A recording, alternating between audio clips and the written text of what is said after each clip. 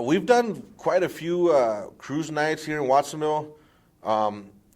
My car club, the Watsonville Riders Car Club, was one of the first cruise night spots in the Central Coast after COVID.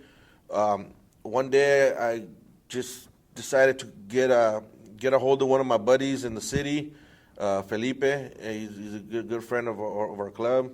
And I had an idea of, we were all locked down, just have a cruise night, you know what I mean? Let us go out there for about 2 to 3 hours, cruise up and down in our own cars, social distance and whatnot, and then just, go back home and, So they ran it through the city, they ran it through the police department, and they gave us a green light. So we were the first club to have a cruise night, which was like hundreds of cars showed up from Salinas, Gilroy, Hollister, everywhere. They all came. We cruised for a couple hours. It was great.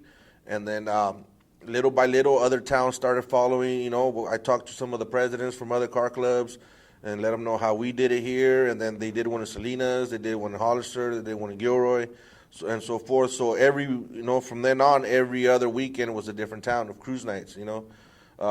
During those cruise nights, we did a cruise night that benefited the Santa Cruz fire victims, which we had a meetup point where everybody stopped, donated some money, and canned goods or clothing or whatever, which we donated to the victims. We also did one the next month to benefit the farm workers, which we partnered up with Felipe again and some farm workers association here in town, and we actually donated a bunch of money to that organization.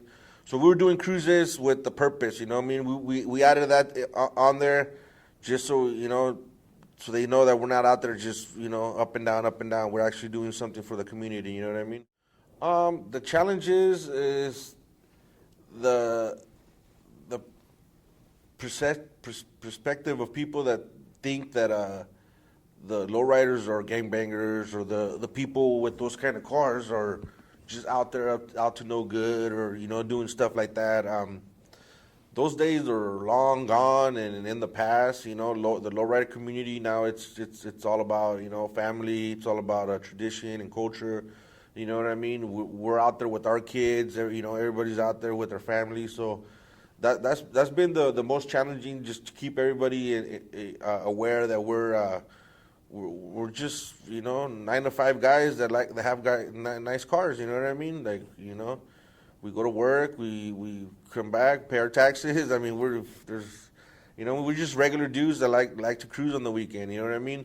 And the fact that when they see a bunch of lowriders and the police start or people start looking at us like, what are these guys up to? You know what I mean? They don't do the same thing for hot rods. You know what I mean? They don't do that same thing for muscle cars.